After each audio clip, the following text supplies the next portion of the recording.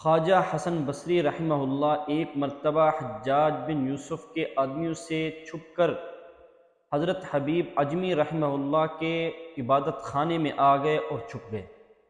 اتنے میں حجاج کے آدمی بھی وہاں آ پہنچے تو انہوں نے حضرت حبیب اجمی سے پوچھا تو انہوں نے بتایا کہ وہ عبادت خانے میں ہیں۔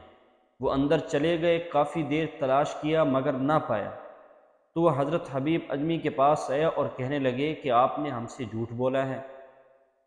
تو آپ نے فرمایا کہ اگر آپ کو نظر نہ آئے تو اس میں میرا کیا قصور ہے؟ میں نے تو ابھی دیکھا ہے کہ وہ ابھی عبادت خانے میں گئے ہیں۔ وہ دوبارہ چلے گئے، تلاش کیا لیکن پھر بھی مایوس ہوئے اور واپس چلے گئے۔ پھر حضرت حسن بصری رحمہ اللہ نے حضرت حبیب اجمی سے پوچھا کہ آپ نے ان کو میرا پتہ کیوں بتا دیا؟ تو آپ نے فرمایا کہ میں نے سچ بولا، اسی وجہ سے تو آپ کو رہائی ملی ہے، اگر میں سچ نہ بولتا تو آپ اور میں دونوں پکڑے جاتے۔ پھر حضرت حسن بصری رحمہ اللہ نے ان سے پوچھا کہ آپ نے کیا پڑھا تھا کہ وہ مجھے دیکھ نہ سکے، حالانکہ انہوں نے میرے اوپر 7 مرتبہ ہاتھ بھی رکھا تھا؟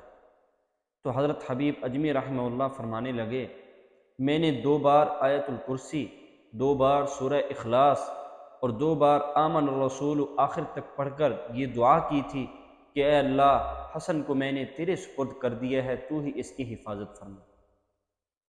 جی تو معزز ناظرین، یہ ہے سچائی کا اثر۔ سچ بولنے سے ہمیشہ نتیجہ اچھا ہی آتا ہے، جھوٹ بولنے سے نتائج ہمیشہ خراب ہی ہوتے ہیں۔ وقتی طور پر تو انسان بچ جاتا ہے لیکن آخر میں ایسا پھنستا ہے کہ پھر ایک جھوٹ کی جگہ کئی جھوٹ بولنے پڑتے ہیں۔ اس لیے ہمیشہ سچ بولیں، جھوٹ سے بچیں۔ اللہ تعالیٰ عمل کی توفیق نصیب فرمائے۔